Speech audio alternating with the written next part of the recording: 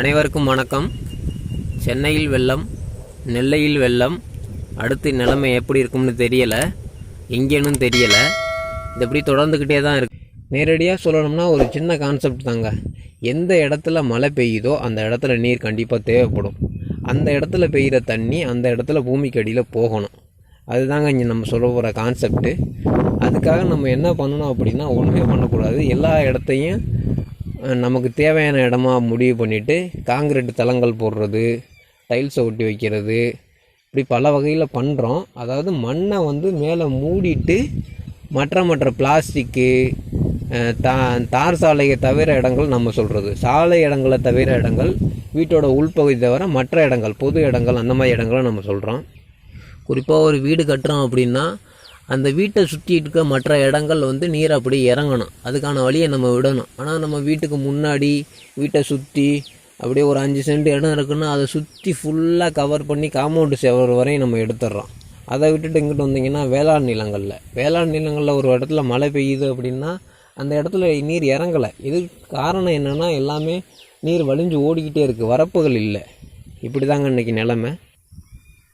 வேளாண் நிலங்களாக இருந்துச்சுன்னா வரப்புகள் இருக்கணும். மற்ற இடங்கள் இருந்துச்சுன்னா அங்கே இல்லை ஒரு சின்ன குழி அமைப்புகள் ஏற்படுத்தி அதை கூட நம்ம பண்ணலாம். சாதாரணமாக அங்கங்கே நீர் அப்படியே பூமிக்கடியில் இறங்கிக்கிட்டே இருக்கும். அதான் நம்ம அப்படியே விட்டுட்டோம்னாலே போதும். எனக்கு வேளாண் நிலங்கள் இல்லை, வீடுகள் தான்ப்பா இருக்குன்னா, வீடுகளில் இருக்கக்கூடிய கொஞ்சம் இடங்கள்லையும் நம்ம சிமெண்ட் தளங்கள் போட்டு அந்த மாதிரி மறைச்சி அதெல்லாம் எதுவும் பண்ண வேண்டாம். உங்களுக்கு தேவையான இடங்களை மட்டும் மண்ணை வெட்டி மேடு பண்ணி விட்டுக்குங்க. மண்ணில் நடப்பாங்க, தரையில் நம்ம நடக்கணும். அப்போ தான் இந்த பாதங்கள் நல்லாயிருக்கும். அதெல்லாம் சயின்ஸ் இருக்குது. சயின்ஸுன்னு சொல்கிறத விட எல்லாத்துலேயும் ஒரு மருத்துவம் இருக்குது. நம்ம தரையில் நடக்கணும், மண் தரையில் நடக்கணும். தேவையான இடத்த மேடு பண்ணி போட்டுக்குங்க. நீரை அங்கங்கே எங்கெங்கே தேவையோ அங்கே இந்த இடத்துல அப்படி இப்படி விட்டுருங்க, நீரை இறங்க விடுங்க. அதுவே தானாக பூமிக்கு அடியில் போயிடும். நம்ம முன்னோர்களை, நம்ம பெற்றோர்களை குறை சொல்லிக்கிட்டே காலத்தை ஓட்ட வேண்டாம்.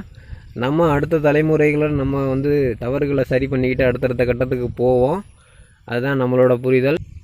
ஆசைக்காக வாழாமல் தேவைக்காக வாழ்ந்தோம் அப்படின்னா நம்ம நீரை கூட சரியாக பயன்படுத்துவோம். அதை வழியிலே விட்டுருவோம். ஒன்றும் இல்லைங்க, அதோட லிமிட்டுக்குள்ளே நம்ம போனோம் அப்படின்னா நம்ம லிமிட்டுக்குள்ளே அது வர்றோம் அப்படிங்கிற மாதிரி தான் பண்ணிக்கிட்டே இருக்குது. அதை நம்ம சென்னையில், நெல்லையில், இப்படி இப்போ புதுக்கோட்டையில், கஜா, இப்படி நிறைய இடத்துல நம்ம பார்த்துக்கிட்டு தான் இருக்கிறோம். நீரின்றி அமையாது உலகு அப்படின்னு ஒருத்தர் சொன்னார். நம்ம தலைமுறை என்ன சொல்ல போகிறோம்? குறிப்பாக முக்கியமாக ஒரே ஒரு தகவல், பூமிக்குள்ளே நீர் போக போக பூமி அதை உள்வாங்கி செரித்து மேலே எழும்பும். அதை நீங்கள் கண்டுபிடிக்கணும் அப்படின்னா சிறிய இடத்துல சோதனை செஞ்சு பார்க்கலாம். ரொம்பலாம் வேண்டாம், ஒரு 10க்கு 10 சதுரத்தில் செஞ்சு பார்க்கலாம். அதை விட குறுகிய இடத்துலையும் நம்ம செஞ்சு பார்க்க முடியும். அதுதாங்க நம்மளோட புரிதல். நீரை உள்வாங்க மேலே எழும்பிக்கிட்டே இருக்கும். சென்னையில் பல வருஷமாக சொல்லிக்கிட்டே இருக்காங்க, கடல் நீர் உள்ளே வருதுன்னு. அதுக்கு உள்ளே வருது காரணம் என்ன அப்படின்னா, நீர் அங்கே உள்ளே இருக்கிற இடத்துல உள்ளே போகல, நீர் வளைஞ்சு கடலுக்குள்ளே போகுது. அதுதாங்க காரணம். இந்த இடத்த நம்ம எதுக்காக இப்போ காமிக்கிறோம் அப்படின்னா, 4-5 வருஷத்துக்கு மேலே ஆயிடுச்சு இந்த இடம். 1 ஏக்கர் இடம் தானாக முளைச்சி தேக்கங்கன்று. முன்னாடி பதிவில் நம்ம அதை பற்றி பேசியிருப்போம். இந்த 1 ஏக்கர் இடத்துல பெய்கிற மழை நீர் வெளியில் போகாதுங்க, அப்படியே தான் கிடக்கும். வரப்பு கரைஞ்சாலும் அப்படியே கிடக்கிறதுக்கான காரணம் என்னென்னா, இது அந்த இயல்போடு அப்படியே கிடக்குது.